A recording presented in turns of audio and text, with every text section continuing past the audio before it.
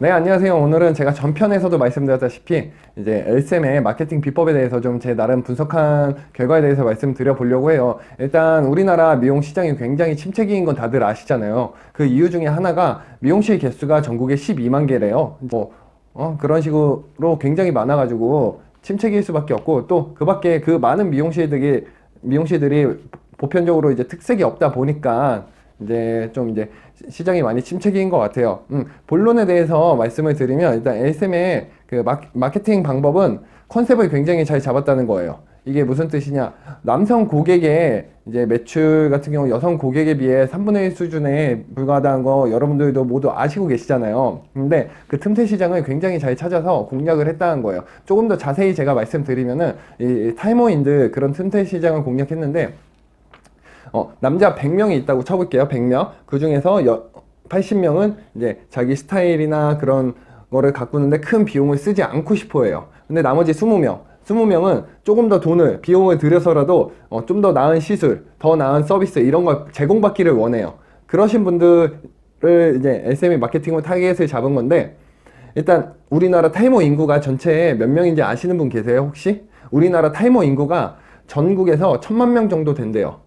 제가 아까 100명으로 했는데 100명 요거를 1000명으로 따지면은 800만 명은 돈을 별로 안 쓰지만, 탈모에 대해서 돈을 별로 안 쓰지만, 나머지 200만 명, 이 분들은 이제 조금 더 자신을 가꾸기 위해 좀 더 모발이 풍성해 보이게 하기 위해서 그래서 돈을 쓰시는 분들, 그런 분들이 있을 수가 있어요. 그런 분들을 타겟으로 잡아가지고 이제 SM은 마케팅을 공략을 하는 거죠. 제가 말씀드리는 건 이제 탈모인을 위한 미용실을 차리라고 말씀을 드리는 게 아니고, 요런 얘기가 있어요. 제너럴리스트가 되고 그 이후에 스페셜리스트가 되라. 이게 무슨 말이냐면, 제너럴리스트, 일반적으로 뭐든지 다 잘할 수 있는 사람이 된 후에 이제 스페셜리스트, 한 개만 전문적으로 파는 이런 사람이 되라는 얘기예요. 모든 미용 기술을 이제 차근차근 스텝 때서부터 익힌 다음에 그 기술들을 익힌 것을 토대로 자기만의 전문 분야, 자기만의 컨셉을 갖는 것이 매우 중요하다고 생각해요, 저는. 그래야 고객을 끌어모을 수 있고 단골 손님이 모이면서 매출이 올라간다고 생각을 하거든요.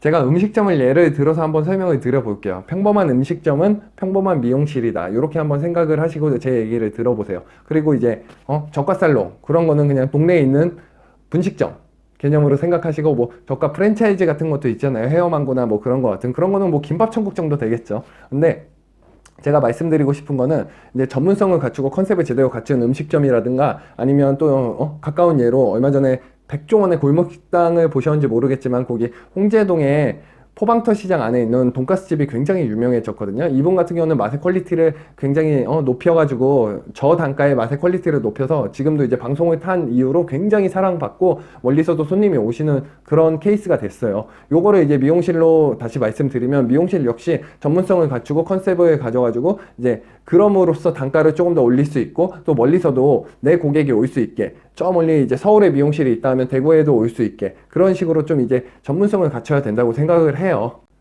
과거에는 우리나라 이제 뭐 10년 전쯤으로 설명을 드릴게요. 과거에는 우리나라 일반 고객들의 미용 지식 수준이 한 이 정도였고, 미용인들의 수준이 한 이 정도였다고 하면은, 현재는 이제 미용인들의 일반 고객들 수준이 이 정도까지 올라왔고, 미용인들은 조금만 올라갔어요. 그 갭차가 많이 줄어들었어요. 이러다 보니까 어떤 현상이 일어나냐 보면, 셀프 염색 같은 경우 집에서 보통 많이 하시는 편이에요. 셀프 염색이 살롱에서 하는 염색의 비율로 따지면 집에서 하는 게 7, 살롱에서 하는 게 3 정도 된다고 해요.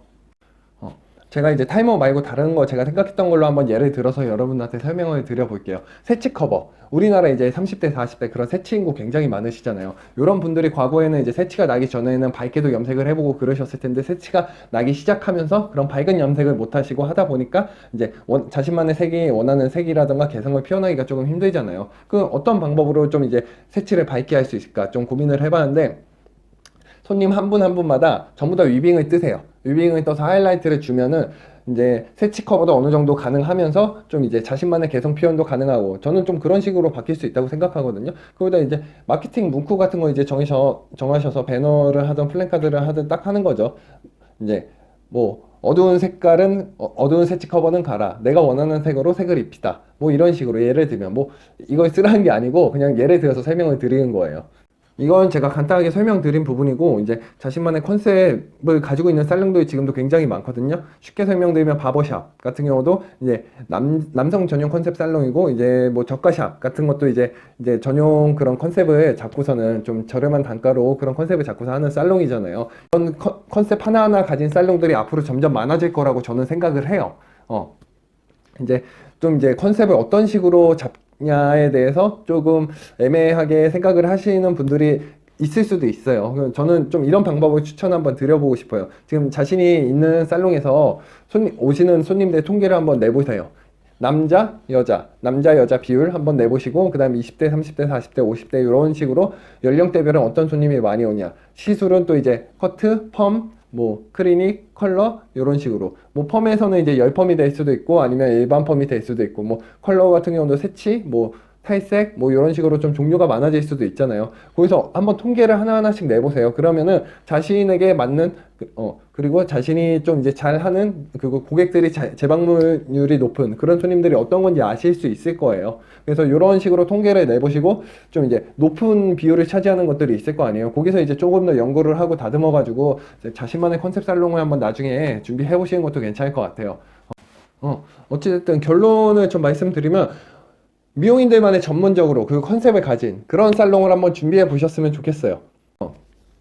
제가 어찌되었든 1월 1일날 어떻게 영상을 올리게 되었는데, 여러분들 모두 시청해주신 여러분들 모두 새해 복 많이 받으시고 2019년도 한 해 다 잘 되고 돈도 많이 버셨으면 좋겠어요. 저도 돈 많이 벌고 싶고 여러분도 돈 많이 버셨으면 좋겠고요. 어쨌든 시청해주셔서 감사합니다. 제가 다음에 또 좋은 영상으로 여러분들께 보답하겠습니다. 감사합니다.